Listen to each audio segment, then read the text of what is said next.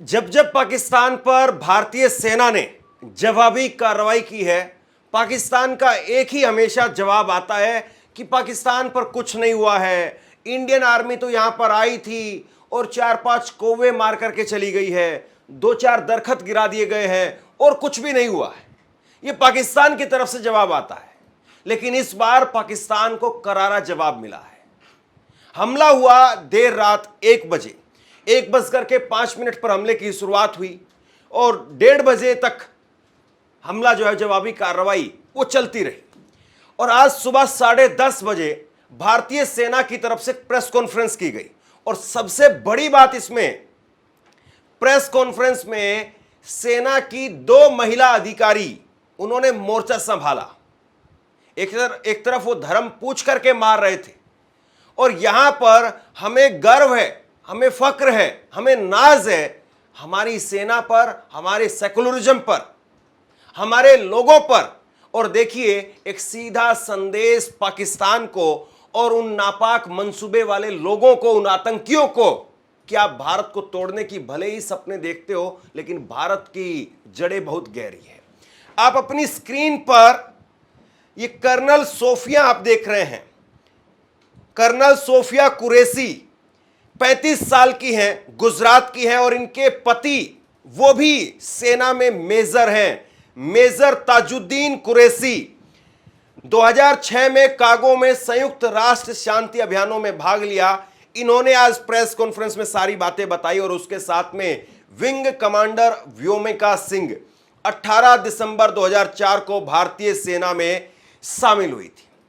तो एक तरफ वो लोग जो धर्म पूछ करके मार रहे थे और यहां पर कर्नल सोफिया कुरैशी और व्योमिका सिंह उन्होंने मोर्चा संभाला भारत की तरफ से। पूरी दुनिया को एक मैसेज चला गया।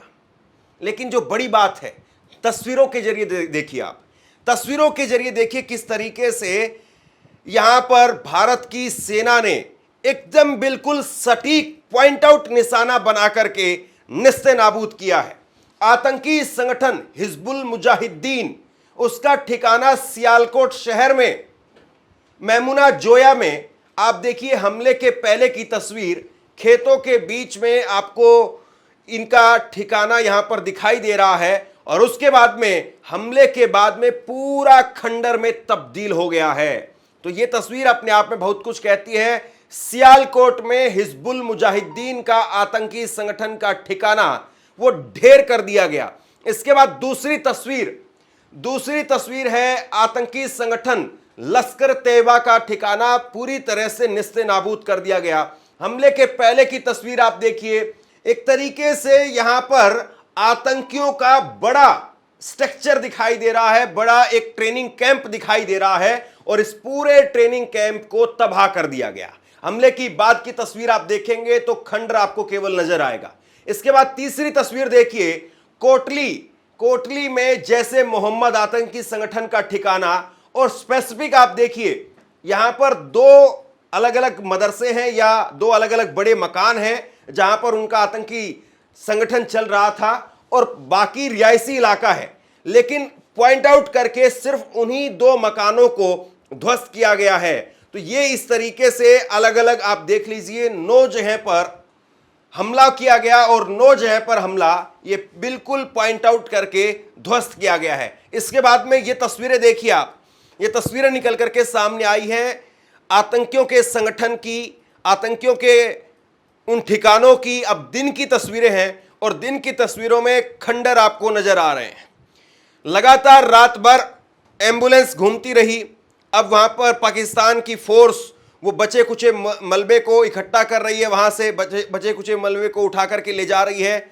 और इसके साथ में आप ये देखिए, एक आतंकी संगठन जहां से वो ऑपरेट करते थे, जहां पर आतंकियों को ट्रेनिंग देने का काम करते थे, उसको उड़ा दिया गया है बीच में से। तो बिल्कुल स्पेसिफिक टारगेट करके निशाना लगाया गया। और यह तस्वीर अपने आप में भारतीय सेना की काबिलियत को दिखाती है कि 2 गुंबद में से बीच का गुंबद उड़ा दिया गया। यानी एक तरीके से पॉइंट आउट करके जो है वो हमला किया गया और बिल्कुल सटीक निशाना यहां पर लगाया गया है।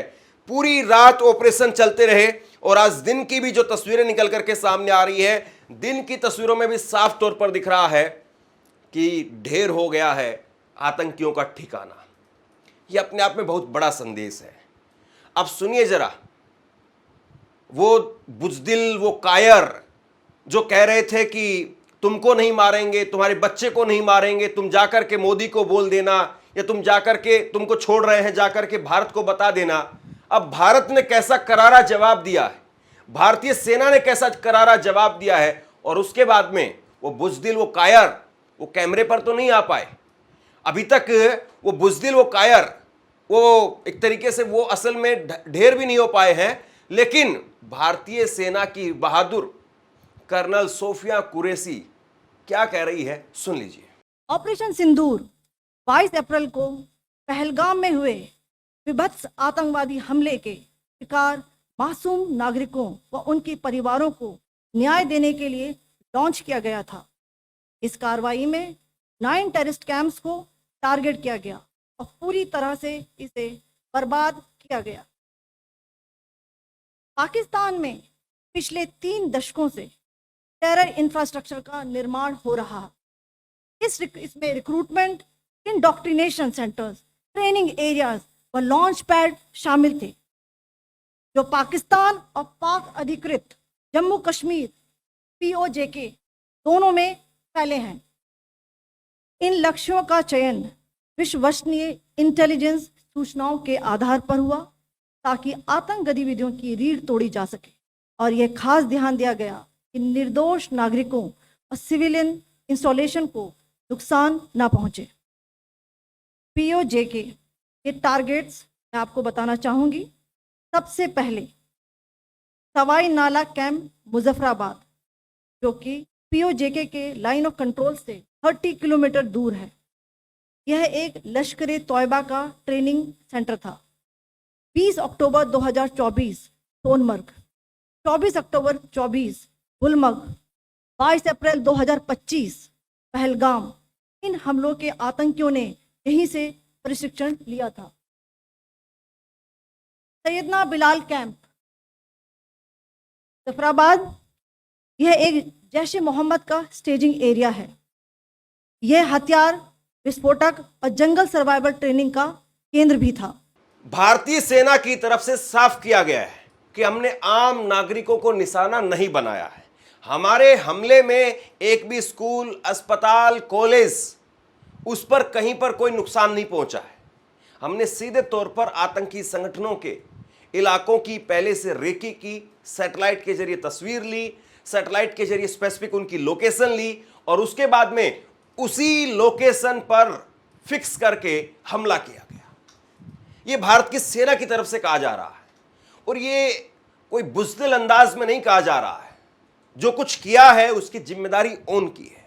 और यह LOC से 30 किलोमीटर दूर था। लश्कर तोयबा का बेस था, जो रजौरी, पुंछ में सक्रिय था। 20 अप्रैल 2023 को पुंछ में और 9 जून 2024 को तीर्थ यात्रियों के बस हमले में यहीं से आतंकी को ट्रेन किया गया था।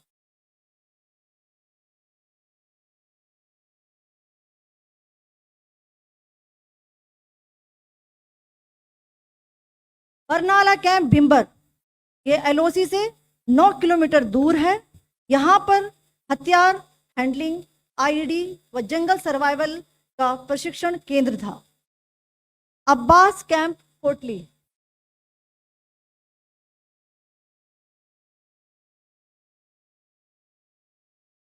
यह LOC से 13 किलोमीटर दूर है। लश्कर तोयबा का फिदाइन यहाँ तैयार होता था। इसकी कैपेसिटी 15 टेररिस्ट को ट्रेन करने की थी। ये तस्वीरें देखिए आप, जो भारतीय सेना की तरफ से वीडियो सबूत यहां पर पेश किए गए हैं। ये तस्वीरें पाकिस्तान के लिए और उन लोगों के लिए जो कहते हैं कि कहां भारत ने हमला किया है, कोई हमला नहीं हुआ है, ये उन लोगों के लिए तस्वीर है। भारतीय सेना ने पाकिस्तान पर न केवल करारा प्रहार किया है, बल्कि अब ये तस्वीरें जारी करके भी पाकिस्तान को उसकी आवाम के सामने बेनकाब कर दिया है।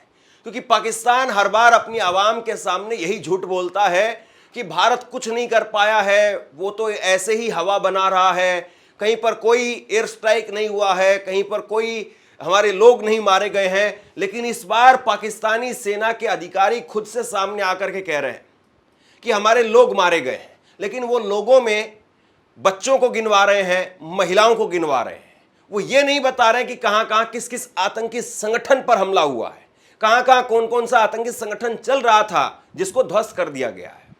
पाकिस्तान एक तरीके से पूरे दुनिया के सामने बेनकाब हो चुका है।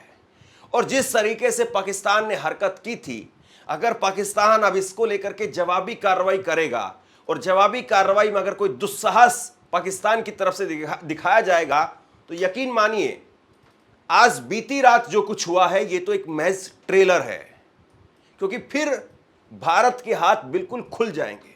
अभी तो भारत ने जो हमला किया है वो जवाबी हमला है, कोई विस्तारवादी हमला नहीं है, कोई युद्ध का हमला नहीं है।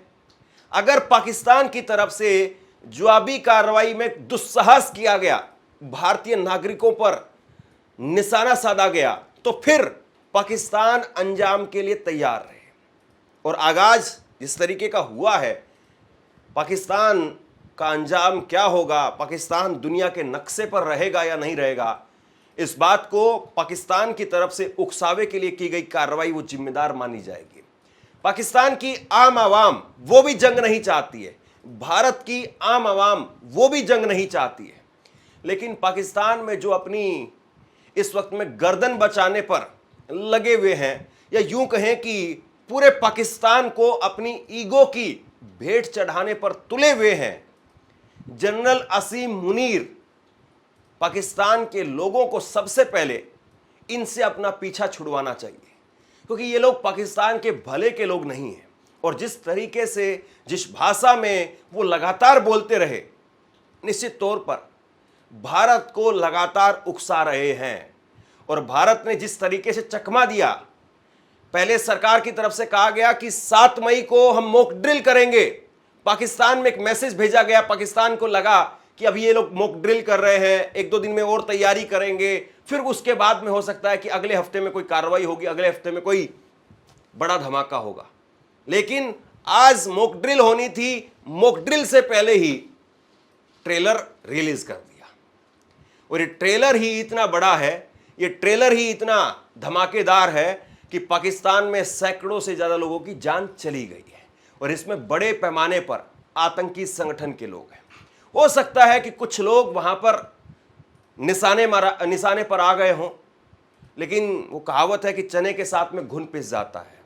तो चने के साथ में घुन, उतनी बात आप समझ लीजिए, और हो सकता है कि उतनी भी ना हो। लेकिन भारत ने जो हमला किया है वो पूरी तरह से जवाबी हमला है, ना कि किसी के ऊपर चढ़ करके हमला किया गया हो। और दूसरी स्पेसिफिक बात यह है कि पॉइंट आउट करके हमला किया गया है, आतंकी संगठनों पर हमला हुआ है। अब पाकिस्तान जवाब दे कि जिन जिन स्थानों पर हमला हुआ है उन स्थानों पर क्या वो आतंकी संगठन नहीं चल रहे थे। पूरी दुनिया जानती है कि दुनिया भर से आतंक फैला करके वो आतंकी कहां आकर के छुपते हैं। तो पाकिस्तान दुनिया के सामने, अपनी आवाम के सामने बेनकाब हो गया है। भारतीय सेना ने जो तस्वीरें, वीडियो और प्रेस कॉन्फ्रेंस के माध्यम से अपनी बात रखी है, इसके बाद में पाकिस्तान के पास में बहुत कुछ बचता नहीं है, लेकिन वही है कि दिया बुझने से पहले फड़फड़ाता है। तो अभी भी चौकन्ना रहने की, सतर्क रहने की बहुत ज़रूरत है। शेयर कीजिए इस खबर को, लोगों तक पहुंचाइए। मेरी नज़रें लगातार इस टॉपिक पर, भारत पाकिस्तान के तनाव पर बनी हुई है। जैसे ही कोई बड़ी अपडेट निकल करके सामने आएगी तुरंत आपके सामने पेश करूंगा। शेयर कीजिए। धन्यवाद।